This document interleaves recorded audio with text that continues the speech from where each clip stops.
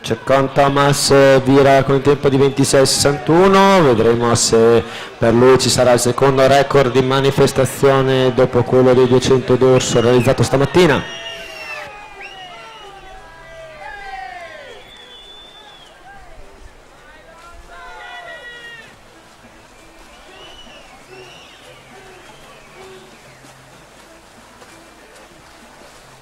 E ce la fa in 55,67 per Thomas Ceccon, nuovo record della manifestazione per la categoria ragazzi.